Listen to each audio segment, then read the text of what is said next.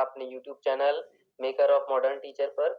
तो जैसा कि आप सब स्क्रीन पर देख पा रहे हैं, आज हम लोग पढ़ने जा रहे हैं झारखंड ईएलएड के फाउंडेशन टू शिक्षा मनोविज्ञान का बाल विकास की अवस्थाओं के अंतर्गत बाल्यावस्था टॉपिक को। बाल्यावस्था यह एक अत्यंत महत्वपूर्ण टॉपिक है। यहाँ तक कि सिर्फ एक परीक्षा के उद्देश्य से न देख करके इसे हम आम जीवन के उद्देश्य से भी देख सकते हैं, क्योंकि यह एक ऐसी अवस्था है कि बालक के विकास में अत्यंत महत्वपूर्ण भूमिका निभाती है। बाल्यावस्था चाहे माता पिता, चाहे शिक्षक, चाहे भाई बहन, चाहे बड़े, किन्हीं के लिए भी बाल्यावस्था को समझना बहुत ही आवश्यक है। बाल्यावस्था को विस्तार पूर्वक समझने से पहले मैं इसका प्रारूप आपके सामने प्रस्तुत किया हूँ। बाल्यावस्था का परिचय, फिर बाल्यावस्था की परिभाषा, फिर बाल्यावस्था की दो अवस्थाएं होती हैं, पूर्व बाल्यावस्था और उत्तर बाल्यावस्था, फिर बाल्यावस्था की मुख्य विशेषताएं और अंत में बाल्यावस्था में शिक्षा का स्वरूप कैसा होना चाहिए। तो ज्यादा देर न करते हुए चलिए शुरू करते हैं। बाल्यावस्था का परिचय। तो जैसा कि आप सब स्क्रीन पर लिखा हुआ पढ़ पा रहे हैं, इसका पीडीएफ आपको डिस्क्रिप्शन बॉक्स में मिल जाएगा। तो परिचय में सबसे पहले मैंने आपको साधारण शब्दों में शुरू किया है। बाल्यावस्था वास्तव में मानव जीवन का वह स्वर्णिम समय है जिसमें उसका सर्वांगीण विकास होता है। मतलब शैशवावस्था के बाद बाल्यावस्था का आरंभ होता है। यह अवस्था बालक के व्यक्तित्व के निर्माण की होती है। बालक में इस अवस्था में विभिन्न आदतों, व्यवहार, रुचि एवं इच्छाओं के प्रतिरूपों का निर्माण होता है। तो कुल मिलाकर के कहें तो शैशवावस्था के बाद सबसे महत्वपूर्ण काल अगर कहा जाए तो बाल्यावस्था है। क्योंकि आपने जब पढ़ा होगा, कभी पढ़ा क्या होगा, टीवी में आता है एड हॉर्लिक्स या बॉर्नविटा का, उसमें कहा जाता है कि बच्चों के 90% ब्रेन का विकास 5 वर्ष की उम्र तक में हो जाता है। तो ऐसा बहुत ही शिक्षाविदों और विद्वानों के कहे हुए कथन के अनुसार है। तो यहाँ लिखा है मैंने नोट में करके कि शैशवावस्था में सीखे गए कौशलों में निपुणता या दक्षता का समय बाल्यावस्था है। उस दौरान बच्चों में शारीरिक अंगों का समन्वय, सामाजिक व्यवहार का विकास होता है। आप इतना जान लीजिए कि ये इतनी महत्वपूर्ण अवस्था है और इतना मतलब कि अनिश्चित काल है कि इसमें कुछ भी चीज पहले से बोध नहीं होता है, पता नहीं होता है कि क्या होने वाला है, बालक क्या करने वाला है। तो बाल्यावस्था के परिचय को हम अभी देख रहे हैं। बाल्यावस्था के बारे में कुप्पू स्वामी के अनुसार एक कथन है कि इस अवस्था में बालक में अनेक अनोखे परिवर्तन होते हैं। जैसे 6 वर्ष की आयु में बालक का स्वभाव उग्र होता है। वह लगभग सब बातों का उत्तर न या नहीं में देता है। 7 वर्ष की आयु में वह उदासीन होता है और अकेला रहना पसंद करता है।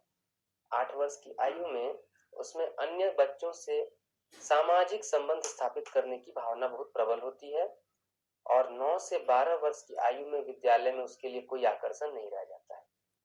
तो कुल मिलाकर के हम यहाँ 6 से 12 वर्ष के दौरान उसके शरीर में होने वाले परिवर्तनों को देख रहे हैं और उसके मानसिक परिवर्तनों को भी देख रहे हैं।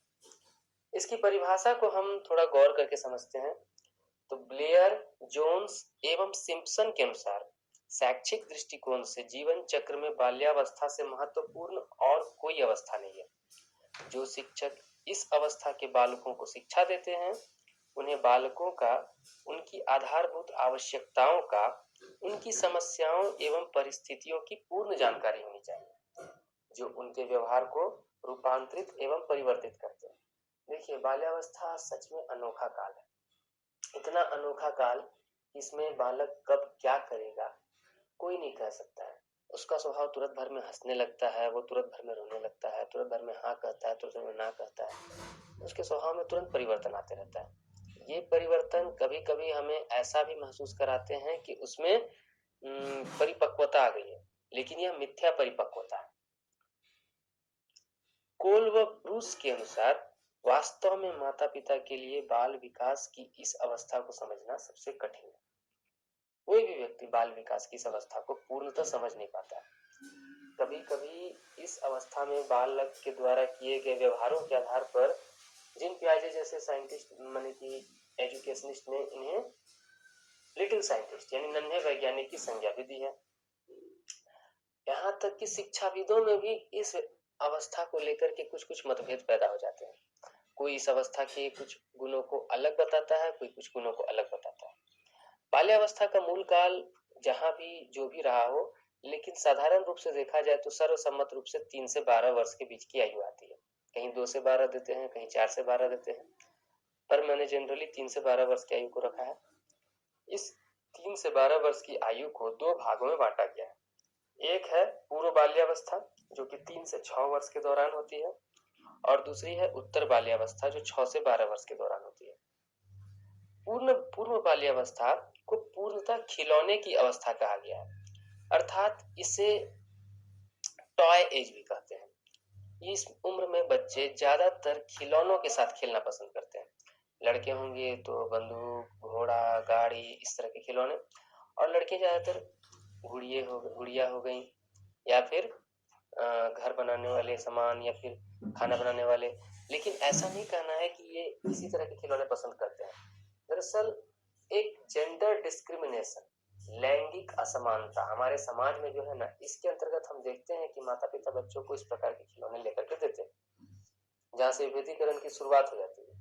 हमें यहाँ समानता सिखानी चाहिए। अगर उत्तर बाल्यावस्था की बात करें तो इसमें बालक दोस्तों के साथ बाहर खेलना शुरू कर देता है। पूर्व बाल्यावस्था में यह पूर्व विद्यालय अवस्था यानी pre school age, pre school age यानी कि विद्यालय से पहले की अवस्था, और यह विद्यालय अवस्था है, स्कूल एज।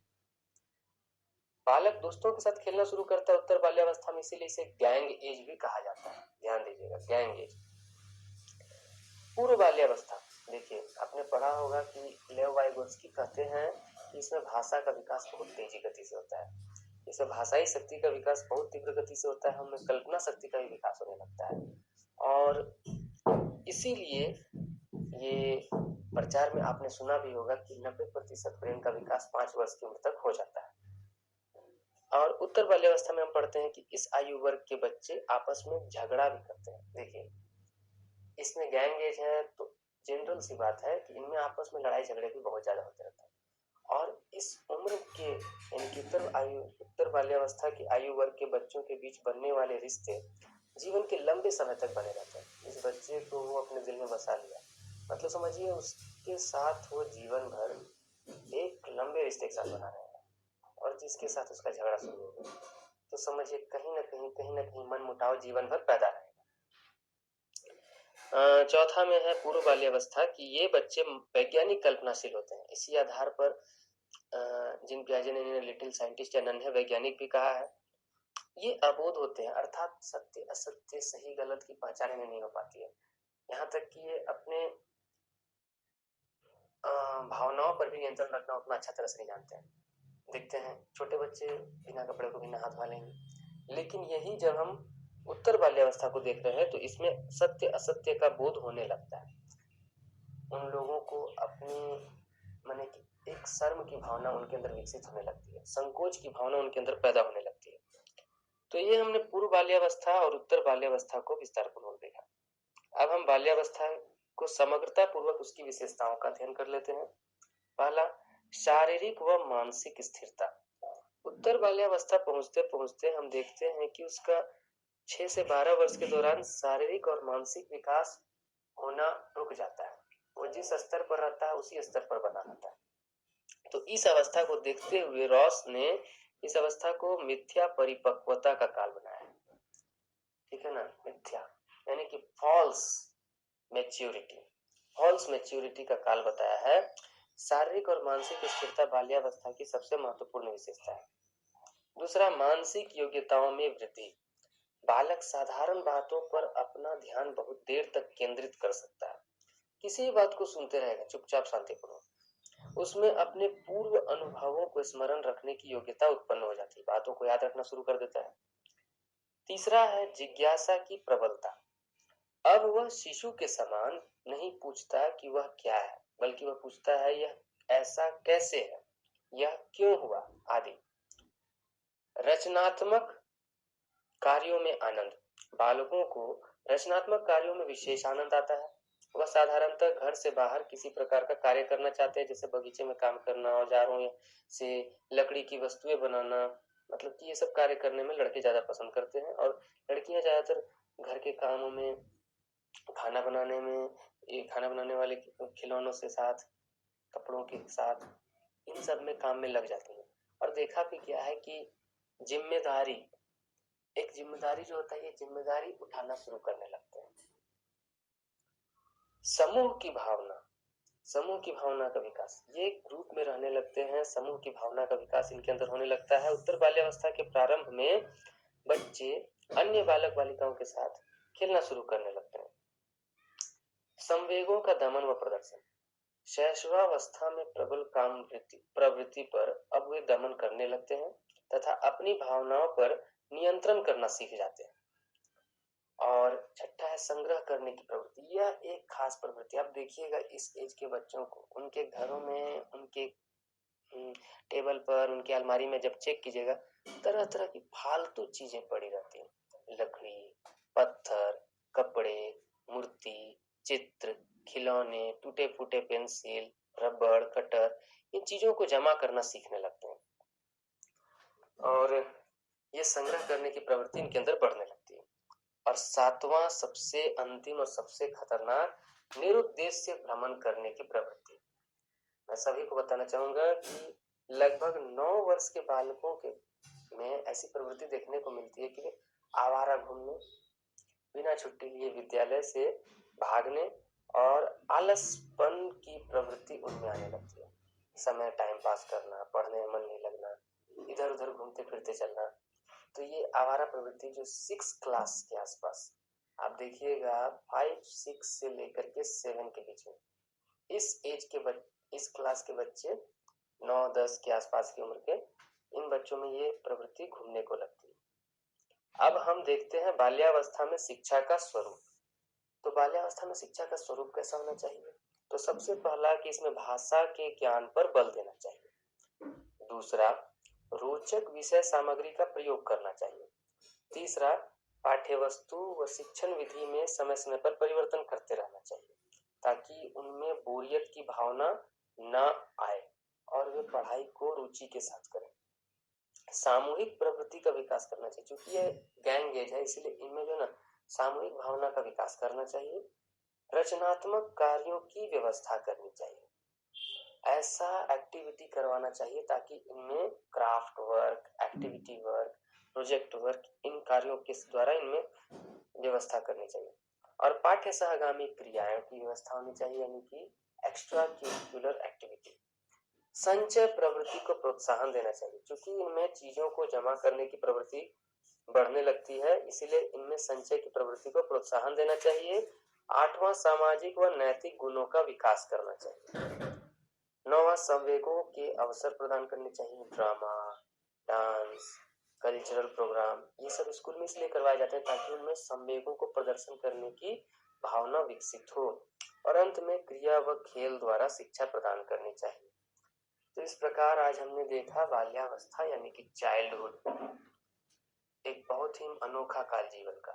तो मैंने किशोरावस्था का वीडियो पहले ही बना दिया है, उसका लिंक मैंने डिस्क्रिप्शन बॉक्स में आपको दे दिया है। आप डिस्क्रिप्शन बॉक्स से जाकर के किशोरावस्था को भी देख सकते हैं। तो विकास की अवस्थाएं कंप्लीट हो चुकी हैं, बहुत जल्दी ही ऐसे ही किसी इंपॉर्टेंट वीडियो के साथ उपस्थित होंगे। तब तक के लिए धन्यवाद।